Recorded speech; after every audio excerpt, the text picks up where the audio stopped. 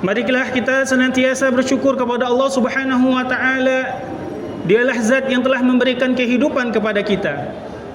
Dialah Allah Subhanahu wa taala telah memberikan kesempatan kepada kita semua untuk hadir pada kesempatan kali ini melaksanakan salah satu rangkaian daripada ibadah Jum'ah serta salat berjamaah, salat Jumat, dan mudah-mudahan amal ibadah kita, perbuatan-perbuatan kita yang baik senantiasa diterima oleh Allah Subhanahu wa taala.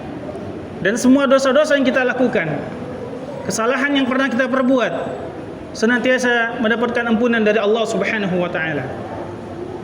Salawat dan salam selalu tercurahkan kepada baginda mulia Rasulullah Muhammad ibn Abdullah sallallahu alaihi wasallam. Mudah-mudahan kita yang hadir semakin menyebut nama beliau, semakin banyak bersalawat kepada beliau, semakin cinta kita kepada baginda Rasulullah sallallahu alaihi wasallam, yaitu dengan senantiasa mengikuti sunnah-sunnahnya dan ajaran-ajarannya. Khatib berwasiat kepada diri khatib dan tentu kepada hadirin, marilah di kesempatan yang mulia ini, di waktu yang amat berkah ini, kita selalu mengingat pesan-pesan takwa, yaitu memperbaiki diri, mentaati ilahi dalam setiap perbuatan-perbuatan kita yang semuanya ibadah kepada Allah Subhanahu wa taala. Hadirin jamaah Jumat yang dirahmati Allah Subhanahu wa taala. Pada kesempatan yang mulia ini pula, izinkan khatib membahas suatu tema, yaitu pemuda pemegang estafet kemerdekaan dalam perspektif Islam. Hadirin jamaah Jumat yang dirahmati Allah Subhanahu wa taala. Menurut data Badan Pusat Statistik, bahwa jumlah pemuda di Indonesia kurang lebih ada 64 sekian juta, atau kurang lebih ada 29% dari penduduk seluruh Indonesia. Jumlah ini jika dibandingkan dengan penduduk yang ada di Jazirah Arab, Arab Saudi, Uni Emirat Arab, Oman, Yaman, masih lebih banyak pemuda di Indonesia. Untuk menunjukkan begitu luar biasanya potensi sumber daya manusia yang dimiliki oleh bangsa ini. Hadirin yang dirahmati Allah Subhanahu wa taala, kalau kita tengok sejarah dari Indonesia, maka peran pemuda sangatlah penting dan urgen dalam setiap momentum-momentum bersejarah yang ada pada bangsa ini. Ketika pemuda berkumpul di tahun 1928 pada Kongres Pemuda yang kemudian nantinya disebut dengan Sumpah Pemuda, yang mengakui bertanah air satu, tanah air Indonesia, berbahasa satu, berbahasa Indonesia, yang pada saat itu Indonesia belum merdeka, tetapi pemuda sudah mendeklarasikan dirinya menjadi orang-orang yang akan memperjuangkan bangsa ini. Dan ketika pun menjelang detik-detik proklamasi Indonesia, dari tentara-tentara yang dididik oleh tentara Jepang yang disebut dengan PETA, yang kemudian mengajak dan mendorong Soekarno-Hatta untuk memproklamirkan kemerdekaan Indonesia di tanggal 17 Agustus 1945. Dan bahkan ketika Indonesia sudah merdeka, namun para penjajah, para orang-orang yang tidak senang terhadap kemerdekaan Indonesia datang kembali untuk menjajah negeri ini. Salah satunya yang paling terbesar adalah di 10 November 1946 kalau tidak salah, di mana Indonesia menghadapi suatu peristiwa yang luar biasa, sampai ulama-ulama turun, santri-santri berkontribusi turun dalam rangka membela kebangsaan Indonesia ini, kemerdekaan yang kita cintai ini. Hadirin jamaah Jumat yang dirahmati Allah Subhanahu wa taala.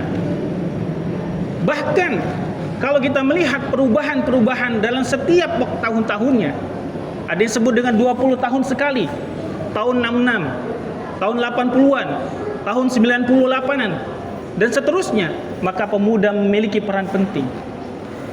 Lalu bagaimana konsepsi Islam melihat pemuda sebagai seorang yang memiliki amanah di dalam pertanggungjawaban dia terhadap peradaban dunia ini? Kalau kita melihat hadirin jamaah Jumat dan rahmati Allah Subhanahu wa taala, dalil-dalil yang berbicara tentang pemuda, maka kita dapatkan dalil-dalil tersebut menunjukkan bahwa pemuda memiliki keutamaan yang luar biasa di hadapan Allah Subhanahu wa taala. Dalam riwayat Bukhari dan Muslim bahwa Rasulullah sallallahu alaihi wasallam bersabda, "Sab'atun yudhilluhumullah fi dhillihi yauma la dhilla illa dhilluh. Minhum syabun nasha'a fi ibadatillah." Ada 7 golongan yang akan dinaungi oleh Allah Subhanahu wa taala di mana tiada ada lagi naungan kecuali naungan Allah. Di antaranya adalah para pemuda yang senantiasa beribadah pada Allah Subhanahu wa taala. Belum lagi kalau kita melihat sejarah baginda Rasulullah sallallahu alaihi wasallam, para sahabat Nabi yang kita kenal atau yang kita hafal namanya, yang kita ingat namanya, misalkan saja Utsman bin Affan yang diperkirakan masuk Islam ketika umur beliau sekitar 20 tahunan. Umar bin Khattab masuk Islam sekitar umur 26 tahun. Bahkan salah satunya adalah Zaid bin Thabit yang masuk Islam pada umur 15 tahun. Belum lagi Ali bin Abi Thalib masuk Islam pada umur 11 tahun. Sa'ad bin Mu'az masuk Islam pada umur 20 tahunan.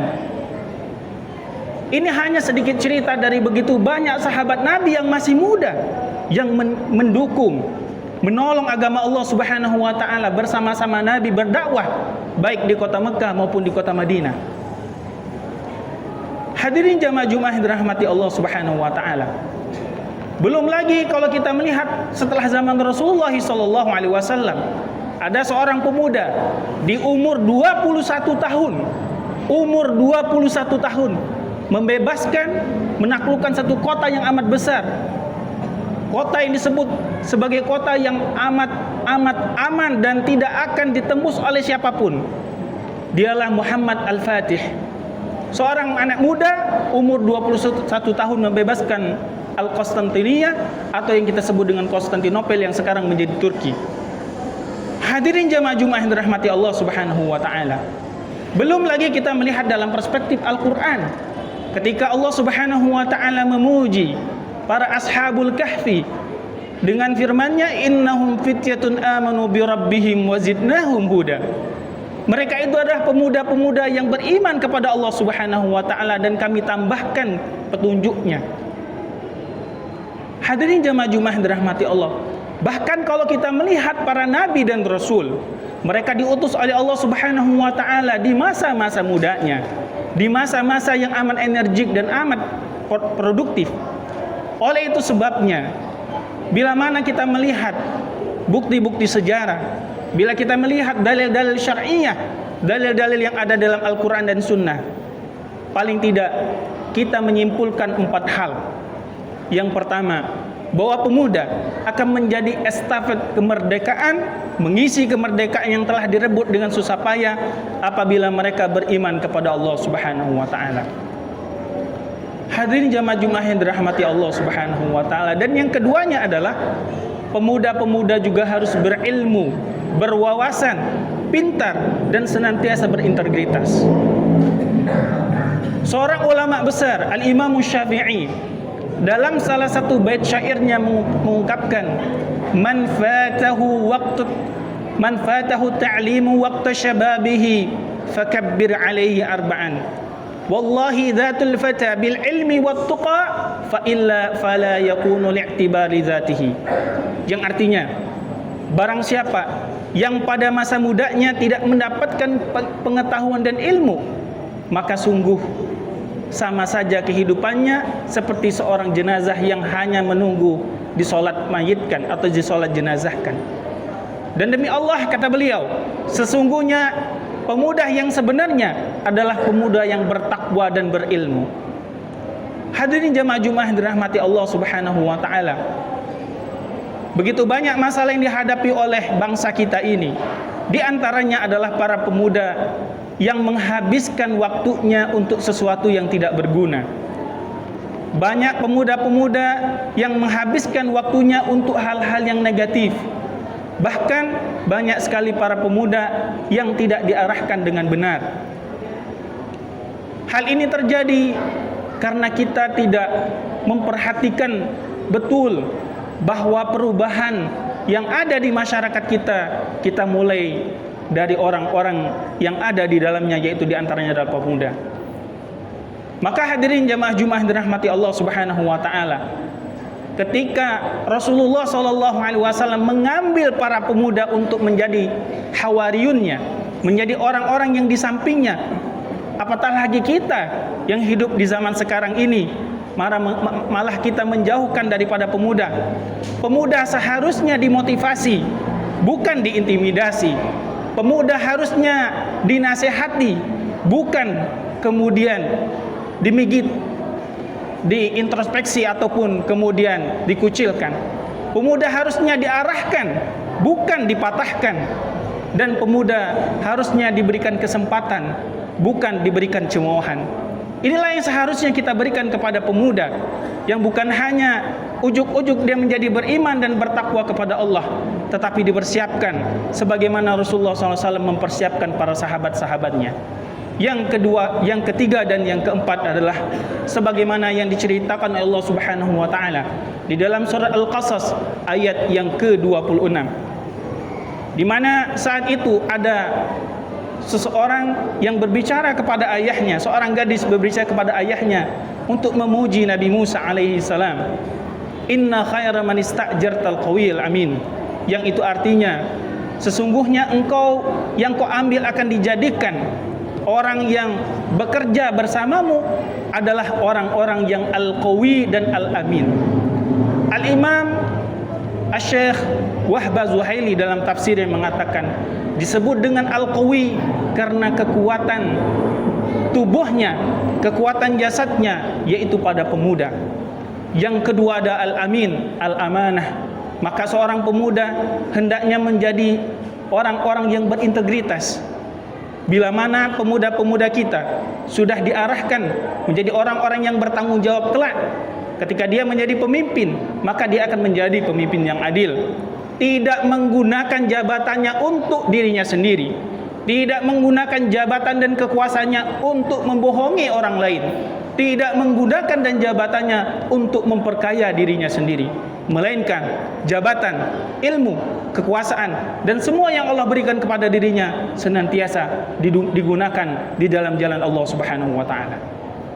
Hadirin jamaah Jumat yang dirahmati Allah Subhanahu wa taala, tentunya tidak sedikit permasalahan yang dihadapi oleh para pemuda pada saat ini.